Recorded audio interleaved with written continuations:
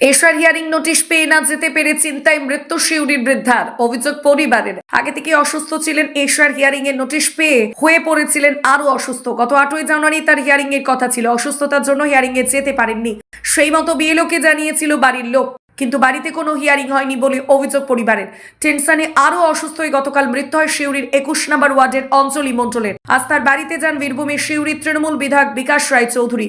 তিনিও ওই মৃত্যুর জন্য নির্বাচন কমিশনকে দায়ী করেছেন। একটু অসুস্থ ছিলেন, তারপরে এসআইআর আপনার ফর্ম টর্ম গুলো পাওয়ার পর উনি আরো অসুস্থ হয়ে গেলেন। কেন? টেনশনে না, মানে এতে ছিল না, আগে ছিল। মা ওটাই বক্তব্য যে মানে 2002-এ তার আগে আমি ভোট দিচ্ছি, তো আমার নাম নাই, ওই টেনশনে আর কি। না, সেই টেনশনে আর কি মারা গেল। হিয়ারিং এ কি ডাকা হয়েছিল? হিয়ারিং এ চিঠি এসেছিল, নিয়ে ওনারা করেছিলেন, কিন্তু যাওয়া হয়নি। মানে অসুস্থ ছিলেন বলে যাওয়া হয়নি। মানে এসআইআর আপনার এইগুলা যখনই পাওয়ার পর তখনই আরো অসুস্থ হয়ে গেল। হ্যাঁ, ভয় পেয়ে উনি টেনশনে আর কি। কবে মারা গেছে? কালকে। হিয়ারিং এর ডেট কবে ছিল? ওটা আপনার 8 কত বটে ওটা? ওনার বয়স কত? 65।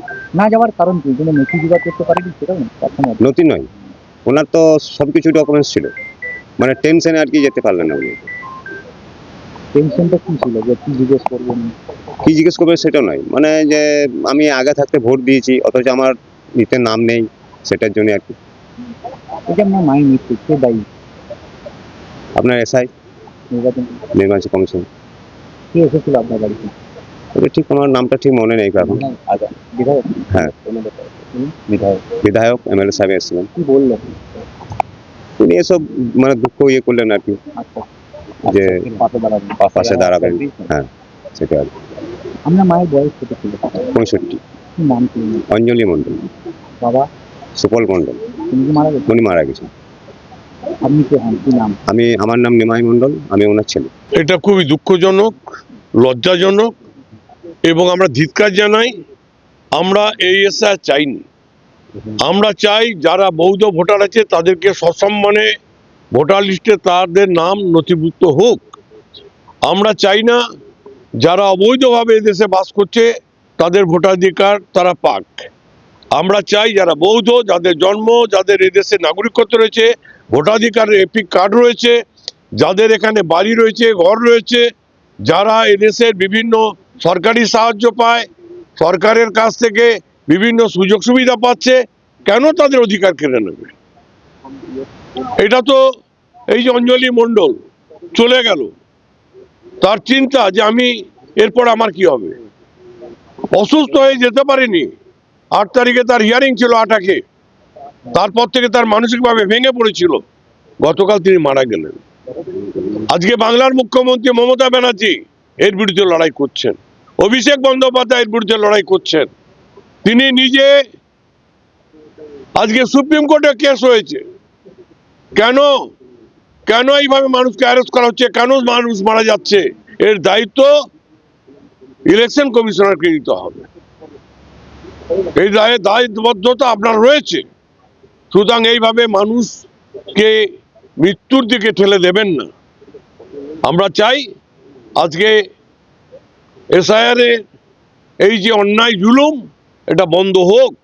মানুষকে কোনো রকম এইভাবে মৃত্যুর কোলে ঠেলে দেওয়াটা গুরুতর অপরাধ বলে আমরা মনে করি। আমরা তৃণমূল কংগ্রেস তার হয়েই আমরা বিরুদ্ধে লড়াই করছি, মানুষের অন্যায় অত্যাচারের বিরুদ্ধে। আমাদের খুব খারাপ লাগে এই যারা এইটাকে মদত দিচ্ছে, সেই সকল দল, তারা ইলেকশন কমিশনার তাদের অঙ্গুলের লড়ে কাজ করছে। এটা হওয়া উচিত নয়। এই তো দেখলেন এই বাড়িতে অঞ্জলি মণ্ডলের সাধারণ একটা পরিবার,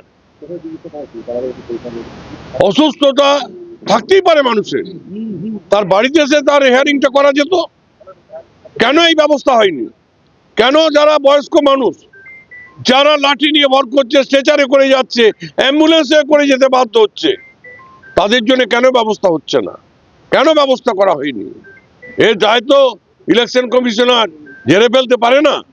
আমরা চাই যারা মারা গেছে তাদের পরিবারের পাশে ইলেকশন কমিশনারকে দাঁড়াতে হবে, সহযোগিতার হাত বাড়াতে হবে, সাহায্যের হাত বাড়াতে হবে। আপনারই বিধানসভা। এদের মানবিকতা বলে কিছু নেই। আমরা এসআইআর শুরু করেছে, আমরা প্রতিটি মানুষের পাশে দাঁড়িয়েছি, ভয় পাবেন না, আমরা আছি আপনাদের পাশে। অনেক গরিব মানুষ আছে, অনেক মানুষ রয়েছে যাদের এই ফর্মটা ফিল আপ করার মতো তাদের সেই শিক্ষা ছিল না, কিন্তু আমরা দিবারাত্র জেগে আমরা সহায়তা ক্যাম্প করেছি, বিভিন্ন জায়গায় ক্যাম্প করেছি, মানুষের সুবিধার জন্য তাদের সাহায্য করেছি, আর এরা মানুষ মারার কল ফেলেছে। আজকে ইলেকশন কমিশনার শুধু নয়, কেন্দ্রীয় সরকারের দায়বদ্ধতা আছে। কেন্দ্রীয় সরকার এই ব্যাপারে কেন যথাযথ ব্যবস্থা নেয়নি? শুধু একতরফা নির্দেশ দেবো, মানুষকে অসুবিধায় ফেলবো, এই জিনিস হতে পারে না। ঠিক মতো কাজ করার অধিকার দেওয়া হচ্ছে না, অনেক ক্ষেত্রে সেই অধিকার দেওয়া হচ্ছে না। দেখছেন বিএলআরও তো অনেকে সুসাইড করছে, অনেক অসুস্থ হয়ে মারা যাচ্ছে। এটা একটা মরণকূপে পরিণত করেছে এসআইআরটাকে। আমরা কি এই এসআইআর চেয়েছিলাম? আমরা চাই তো সুষ্ঠুভাবে হোক। একটা এসআইআর করতে গেলে দীর্ঘ অন্তপক্ষে 2 বছর 3 বছর সময় লাগে। 3 মাসের মধ্যে 3 বছরের কাজটা হয় না, কিন্তু এরা সেটাই করতে চেয়েছে। এরা চাইছে বৈধ ভোটারকে ভোটার লিস্ট থেকে বাদ দিয়ে দেবো, মানুষের অধিকারকে কেড়ে নেব। এই বাংলায় মানুষ যেন দিশাহারা হয়ে পড়ে। 2 কোটি লোককে বাদ দিয়ে আগামী বিধানসভা নির্বাচনে লড়াই করব, আমরা জিতে যাব। এটাই এই পিছনে পরিকল্পনাটা এটাও আছে। একটা নথির হায়রানি সাধারণ মানুষকে করতে কি বলবেন?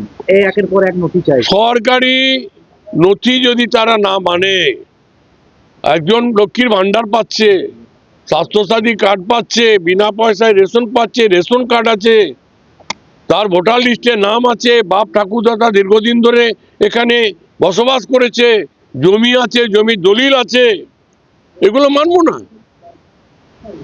তোমরা যে ফতোয়া দেবে সেই ফতোয়ার উপরে মানুষকে চলতে হবে, এটা হতে পারে? প্রতিবাদ আমাদের সেইখানে। আমরা চাই বৈধ ভোটারের নাম লিপিবদ্ধ থাকুক, আর যেভাবে মানুষ ভয়ে আতঙ্কে এই যে মারা যাচ্ছে অকালে, এর দায়িত্ব ইলেকশন কমিশনার কেন্দ্রীয় সরকারকে নিতে হবে। বলছি মুখ্যমন্ত্রী তো মনে করি যে যদি মামলা হয়ে থাকে, সঠিক কাজটাই হয়েছে মানুষের জন্য। মমতা ব্যানার্জি, অভিষেক বন্দ্যোপাধ্যায় আজকে এই বাংলায় প্রথম মুখ খুলেছে। যে অন্যায় অত্যাচার ইলেকশন কমিশনার এসআইয়ের নাম দিয়ে করছে, এর প্রতিবাদ একমাত্র বাংলা থেকেই হয়েছে। আমরা চাই, ওরা ভেবেছিল বিহারে যেমন ভোট করেছি, বিহারে যেমন ভোটার লিস্ট তৈরি করেছি আর ভোটের বৈতরণী পার হয়েছি, এ বাংলায় আমরা সেইভাবেই ভোটটা করব, ভোটার লিস্টটা করব। কিন্তু বাংলা অন্যান্য রাজ্য থেকে অনেক অ্যাডভান্স, অনেক বেশি তাদের চিন্তা ভাবনা, এবং আজকে তাই বাংলায় সুবিধা করতে পারছে না। ছলে বলে কৌশলে এই বাংলাকে একটা অস্থিরতার দিকে ঠেলে দেওয়ার পরিকল্পনা নিয়ে। হ্যাঁ, পরিবারের সঙ্গে কি দেখা করেছি? পরিবারের সঙ্গে